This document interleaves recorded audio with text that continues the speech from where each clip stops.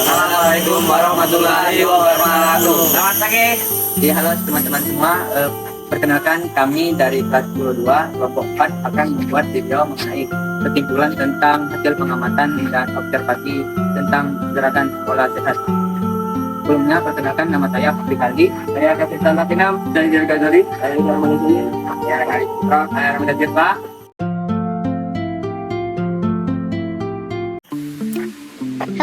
Halo teman-teman, perkenalkan nama saya Kapten Latinam dari kelompok 4 akan menjelaskan hasil observasi mengenai sehat bergizi. Bentuk pengertiannya adalah sehat bergizi dalam gerakan sekolah sehat atau yang kita kenal GSS adalah upaya untuk meningkatkan kesehatan peserta didik melalui pola makan yang tepat dan konsumsi makanan bergizi. Dampak positifnya itu kalau kita hidup sehat bergizi itu adalah meningkatkan derajat kesehatan peserta didik melalui penerapan pola makan yang tepat dan konsumsi makanan bergizi, teman-teman. Dan yang biasanya kalau kita kenal setiap kita makan itu harus isi piringku. Isi piringku itu adalah menggambarkan porsi makanan yang dikonsumsi dalam satu piring yang terdiri dari 50% buah dan sayuran dan 50% sisanya terdiri dari karbohidrat dan protein. Dan atau yang kita kenal itu setengah-setengah, ya, kita bagi setengah biar yang aku itu lah ya teman-teman. Dampak negatifnya itu jika kita tidak menerapkan pedoman makan sehat isi piringku adalah pertama, kekurangan gizi yang dapat menyebabkan wasting atau berat badan rendah menurun tinggi badan, dan stunting tinggi badan rendah menurut umur, dan kekurangan berat badan. Keduanya itu penurunan daya tahan tubuh, jadi kita bisa imun tubuh kita itu akan menurun ya teman-teman jika kita tidak menerapkan isi piringku. Yang ketiga itu hilangnya masa hidup sehat, jadi kita akan tidak sehat jika tidak menerapkan isi piringku. Dan ketiganya akan mempercepat kita kematian ya teman-teman. Terus yang keempatnya kita kalau tidak menerapkan itu adalah kita akan mengalami masalah pencernaan, meningkatkan risiko penyakit dan menghambat perkembangan tubuh, mengurangi kecerdasan otak. Jadi kalau kita tidak hidup sehat, makanan sehat, bergizi, otak kita tidak akan jalan ya teman-teman, tidak pintar kita ya. Nah, terus yang terakhirnya akan mengurangi fungsi gerak anggota badan, jadi aku ya teman-teman. Oke, sekian saja dari tolong ya teman-teman, jaga pola makan kalian ya, jangan lupa makan sehat karena kesehatan itu penting ya, jangan pacaran aja yang penting, tapi makan juga penting ya. Oke teman-teman, saya akan turun terlebih dahulu dan saya akan terangkan bagaimana sih hidup sehat di siswa-siswi SMA Negeri 2 Tanjung Pandan ya teman-teman. Jadi menurut saya itu tidak sesuai, masih banyak siswa-siswi SMA Negeri 2 Tanjung Pandan itu belum menerapkan isi piringku, dan masih banyak mereka membeli makanan yang tidak sehat di kantin. Menurut saya sih di kantin itu tidak sehat makanannya karena mengandung minyak yang akan membuat kita batuk dan tidak sehat ya. Kalau bagi mereka itu sehat, tapi belum tentu apakah di tubuhnya bisa memberikan kesehat vitamin untuk tubuh mereka ya teman-teman. Dan kalau untuk minumnya itu agak kurang ya teman-teman, kurang dari 2 liter. Jadi jika kita kurang air minum, kita akan dehidrasi ya teman-teman. Jadi menurut saya sih tidak sesuai ya untuk siswa-siswa SMA Negeri 2 Tanjung Pandan. Jadi lebih baik setiap 2 minggu sekali ya, artinya didatangkan puskesmas untuk atau kita menyelenggarakan setiap hari Jumat. Kita kan setiap hari Jumat itu akan melaksanakan olahraga nih, senam atau jak santai. Jika tidak ada itu, baik kita akan mengumpulkan siswa-siswa untuk membawa bekal isi piringku supaya mereka mengerti apa itu manfaatnya dan diterangkan oleh para puskesmas apa itu manfaat-manfaat dari isi piringku dan apa dampak negatifnya. Oke, sekian dari saya. Maaf bila ada salah kata maupun kalimat, maupun saya tidak sopan ya, maaf ya.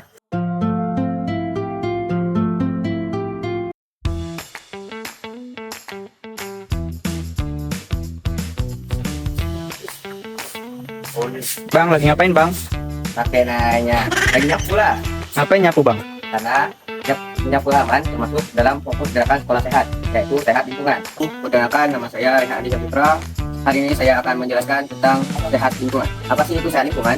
Sehat lingkungan dalam gerakan sekolah sehat adalah upaya untuk menciptakan lingkungan sekolah yang bersih, sehat, nyaman, dan aman. Lingkungan sekolah yang sehat dapat mendukung tumbuh kembang peserta didik serta membentuk perilaku hidup bersih dan sehat. Beberapa kegiatan yang dapat dilakukan untuk menciptakan lingkungan sekolah yang sehat antara lain membiasakan cuci tangan dengan sabun dan air mengalir, membiasakan membuang sampah ke tempat sampah tertutup dan terpilah, melakukan kerja bakti kebersihan sekolah dan ataupun hijauan sekolah minimal sebulan sekali, menerapkan kawasan tanpa rokok atau vaping di lingkungan sekolah, menyediakan dan memelihara toilet agar berfungsi dengan baik dan bersih, menyediakan kantin sehat, mengatur ruangan yang memiliki penghawaan dan pencahayaan natural. Adapun manfaat dari lingkungan sekolah sehat antara lain terbebas dari wabah penyakit, lingkungan jadi bersih, menambah semangat belajar para siswa, melatih siswa bekerja sama, serta bisa meningkatkan kepekaan siswa terhadap lingkungan sekolah, dan terakhir meningkatkan kesehatan fisik dan mental. Kesimpulan menurut kelompok saya mengenai lingkungan di Semanda ini adalah sudah sesuai karena bagian dari lingkungan Semanda ini sudah terbilang termasuk dalam kategori gerakan sekolah sehat. Tapi ada sebagian yang masih kurang seperti kesadaran siswa terhadap lingkungan. Mungkin itu saja kesimpulan dari kelompok saya. Saya akhiri wabillahi taufiq wal hidayah. Wassalamualaikum warahmatullahi wabarakatuh.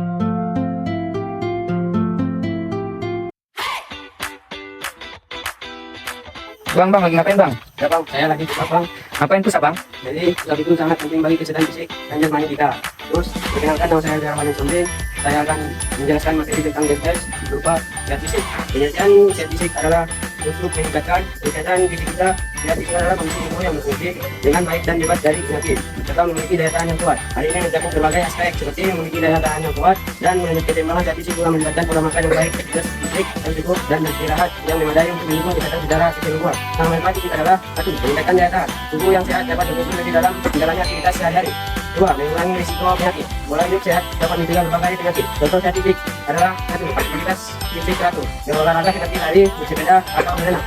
Dua, diet seimbang atau mengonsumsi berbagai makanan bergizi seperti sayuran, buah, gizi dan protein. Tiga, tidur yang cukup. Mendapatkan 7 sampai 9 jam tidur setiap malam untuk pemulihan tubuh. Menjaga dehidrasi, memastikan tubuh cukup cairan dengan minum air yang cukup. Lima, mengolah stres atau melakukan teknik relaksasi seperti yoga atau meditasi. Dampak positif sehat fisik adalah satu, meningkatkan energi tubuh yang sehat, memiliki stamina lebih untuk menjalani aktivitas sehari-hari. Dua, meningkatkan suasana hati. Aktivitas fisik dapat merangsang produksi endorfin yang membantu mengurangi stres dan kecemasan. Tiga, memperbaiki kualitas tidur. Menjaga sehat yang dukung tidur yang lebih nyenyak dan berkualitas. Empat, meningkatkan daya tahan tubuh. Sistem imun yang kuat membantu mencegah penyakit. Lima, meningkatkan konsentrasi. Kesehatan fisik yang baik dan kontribusi pada fungsi otak yang optimal.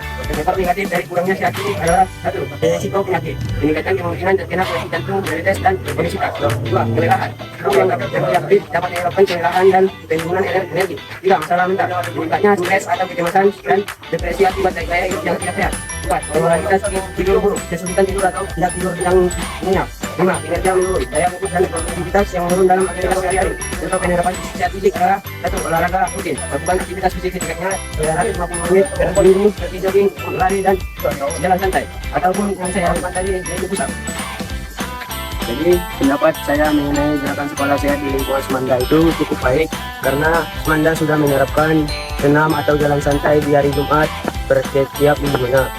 Terus penambahan pola makan di Semanda juga cukup baik karena sudah didukung oleh puskesmas perawat sekitar karena itulah Semanda jadi cukup baik dan lingkungan Semanda sudah ramah, tidak ada lagi yang tidak ikut senam atau jalan santai seperti itu.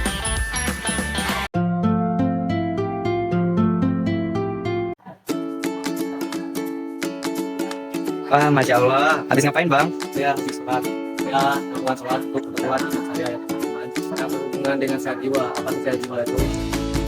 Sehat jiwa itu memiliki manfaat yaitu karena mencegah gangguan mental dan emosional, kedua meningkatkan prestasi akademik dan sosial, tiga mendorong lingkungan sekolah yang bersih, keempat menanamkan karakter yang baik. Nah, gerakan sekolah sehat bukan hanya menutamakan dosen fisik, tapi juga memperhatikan aspek psikologis agar tercipta generasi muda yang sehat secara menyeluruh baik tubuh maupun jiwa.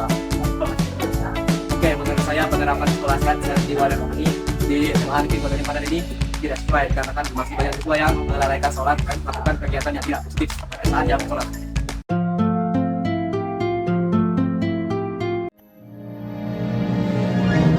Halo semuanya, perkenalkan nama saya Nia Gagari dan saya akan menyampaikan kritik dan saran untuk sekolah ini yaitu SMA Negeri 2 Tanjung Pandan. Apakah sekolah ini layak menjadi sekolah sehat? Menurut saya, sekolah ini untuk layak menjadi sekolah sehat karena masih banyak hal yang tidak sesuai dengan 5S pada DSS. Sebenarnya cuma 4 karena 1S yaitu tes imunisasi tidak diberikan. Karena kita sudah SMA di mana kita sudah mengalami masa imunisasi waktu SD. Saya lanjut. Untuk sehat fisik dan sehat jiwa, sekolah ini sudah sesuai seperti yang sudah dijalankan sebelumnya.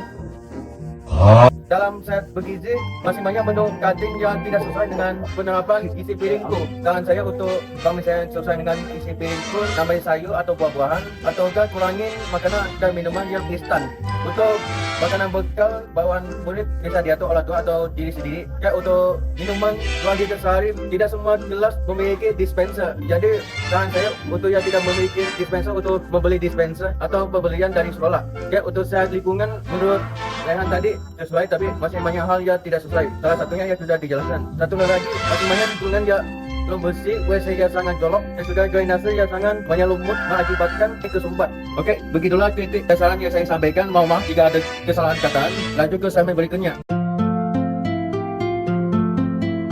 Halo teman-teman semua, perkenalkan nama saya Pak Rikaldi, Ketua Kelompok 4. Dan di kesempatan pada hari ini saya akan memberikan pendapat saya mengenai kegiatan P5 yang dilakukan sekolah. Jadi menurut saya kegiatan P5 ini sangat bermanfaat untuk para siswa. Kenapa? Karena kegiatan P5 ini menumbuhkan kesadaran bagi para siswa akan lingkungan sekolahnya.